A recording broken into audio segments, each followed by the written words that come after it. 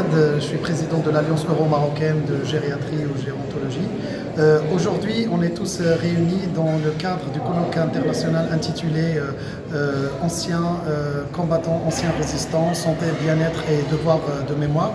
Un colloque qui réunit d'experts nationaux et internationaux venus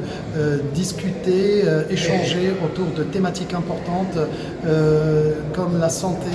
le bien-être, la gouvernance, l'innovation, la formation, la culture ou encore l'art. Ce colloque se veut avant tout un colloque qui rend hommage à nos anciens combattants, à nos anciens résistants, à qui on leur doit dignité, devoir de reconnaissance. Cette reconnaissance qui s'inscrit dans l'histoire de chaque nation à travers tous leurs sacrifices. Quand je dis d'anciens résistants, bien sûr, je parle d'hommes et de femmes qui ont, on va dire, façonné l'histoire culturelle et propre de chaque pays. Ce moment où on met en lumière l'Église marocaine et une fierté d'avoir associé à cet événement d'envergure l'Alliance euro-marocaine gériatrie et gérontologie qui illustre les directives royales d'associer les compétences marocaines de l'étranger dans les différents chantiers, à commencer d'abord par celui de la refonte de la santé, et on sait pertinemment que la formation fait partie intégrante de ce chantier-là. À travers ces 2 jours de colloque, nous allons établir des recommandations qui viendront s'ajouter à ce qui a déjà été établi dans notre pays, au Maroc, et qui viendra certainement enrichir, plutôt améliorer la qualité de prise en soin, ou plutôt de prise en charge de nos aînés, je précise bien de nos aînés entre les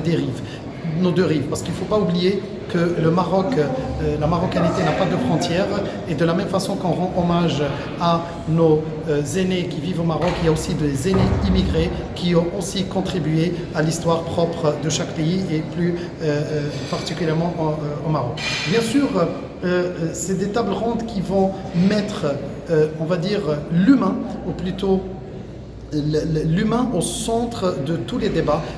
quelles que soient les thématiques autour, puisque nous allons évoquer l'éthique, nous allons évoquer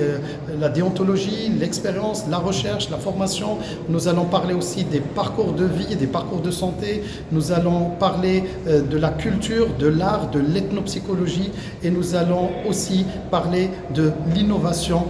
digitale qui aujourd'hui constitue un vrai tremplin, et on sait que le Maroc s'est positionné à l'échelle internationale sur ces thématiques-là, et récemment, si je donne l'exemple de l'intelligence artificielle, au Maroc, il se positionne aujourd'hui comme pionnier à l'échelle africaine et peut-être demain à l'échelle mondiale. Nous tenons à remercier vivement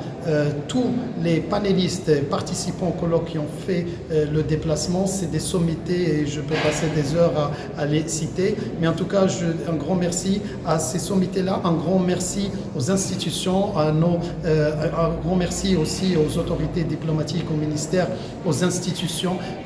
puisque on voit très bien que c'est une thématique, c'est un sujet qui fédère tout le monde, puisque aujourd'hui, le vieillissement, c'est un défi, le vieillissement intéresse tout le monde, mais il faut aussi avancer pour garantir plutôt une prise en soin, on va dire une prise en charge de qualité pour ces seniors, pour ces aînés à qui on leur doit énormément de choses. Et merci aussi à tous nos amis journalistes qui ont fait le déplacement, et votre engagement, il est à la hauteur de cet événement. Merci beaucoup.